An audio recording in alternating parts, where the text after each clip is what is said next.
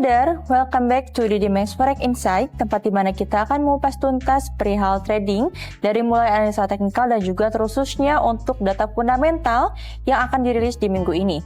Dan tentunya kali ini aku gak sendirian karena udah ditemanin oleh mentor profesional yaitu ada Miss Dina. Halo Miss. Halo. Gimana kabarnya Miss? Alhamdulillah. Alhamdulillah baik.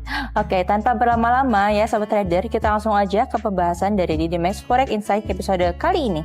Oke, untuk question number 1, CPI Kanada naik menjadi 3,0% dari yang sebelumnya itu di 2,8% aja. Apa dampak terhadap CAD, Miss? Oke, untuk kenaikan CPI itu memberikan sinyal tekanan inflasi kembali menguat. Nah, sehingga ruang untuk BOC melonggarkan kebijakannya itu semakin terbatas gitu ya, lebih menjadi terbatas. Nah, ini tuh berpotensi untuk mendukung CAD atau Canadian dollarnya. Jadi, Canadian dollarnya lebih positif ya. Terutama jika pasar itu melihat suku bunga Kanada akan bertahan lebih tinggi lebih lama. Nah, namun karena CPI trimnya hanya 1,9% dan juga CPI mediannya itu di 2%, nah penguatan untuk CAD ini jadi jauh lebih terbatas kayak gitu.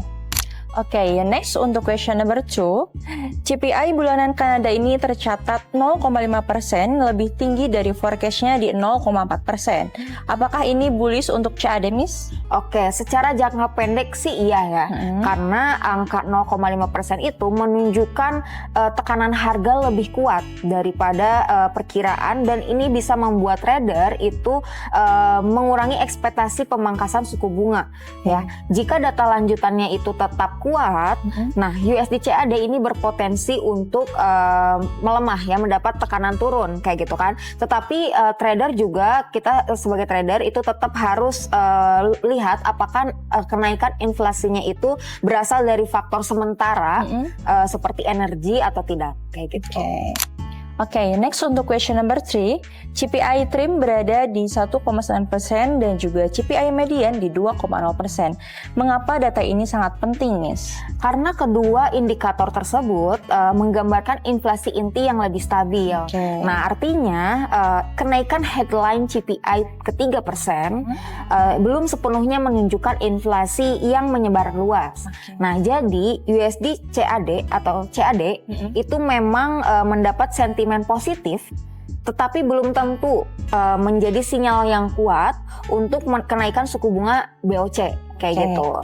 Nah, trader, kita sebagai trader itu sebaiknya tidak hanya melihat headline CPI aja kayak gitu.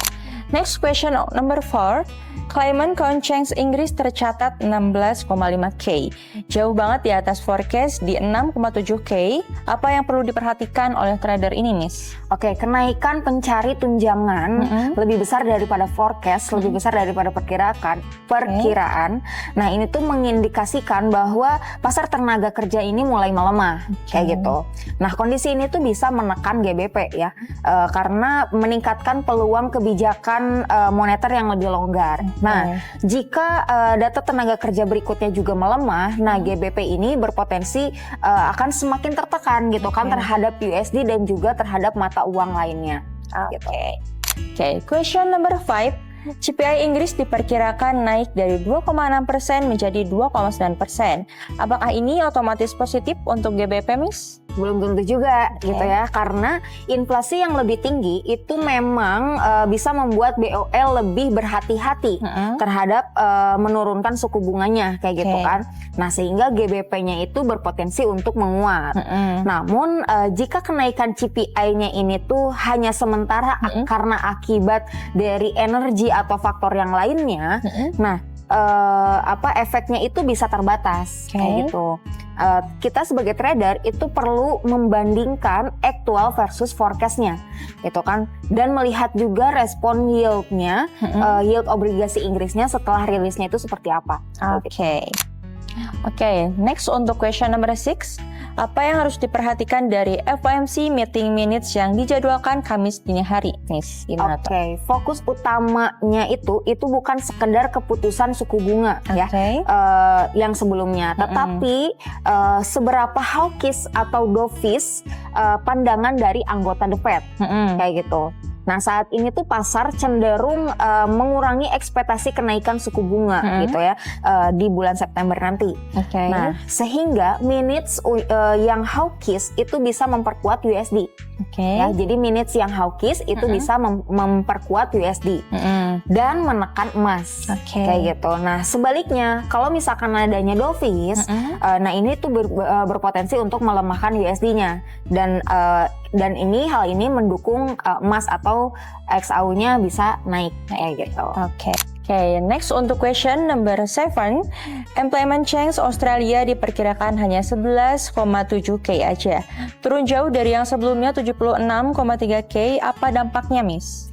Nah, jika aktualnya ini tuh benar-benar mendekati atau bahkan turun gitu kan di bawah forecast. Nah, pasar juga bisa lihat bahwa adanya perlambatan tenaga kerja di Australia gitu ya.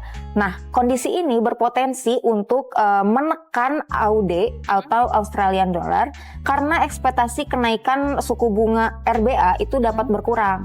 Kayak gitu. Sebaliknya, kalau misalkan nanti angka employment-nya yang jauh di atas 11,7K, nah ini bisa menjadi kejutan yang positif untuk Australian Dollar atau AUD gitu. Last question.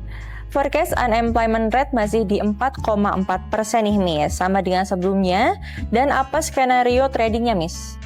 Jika unemployment-nya itu tetap di 4,4% atau turun, nah pasar tenaga kerja itu terlihat relatif stabil gitu kan, dan Australian Dollar atau AUD itu bisa mendapat dukungan positif atau naik gitu kan ya.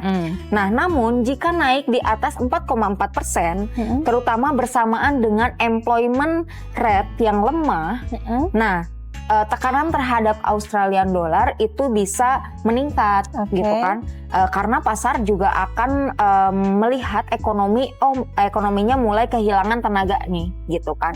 Nah, jadi kita sebagai trader itu sebaiknya membaca employment change rate dan unemployment rate secara bersamaan kayak gitu, bukan terpisah kayak gitu ya. Jadi harus bersamaan antara employment change dan juga unemployment rate gitu.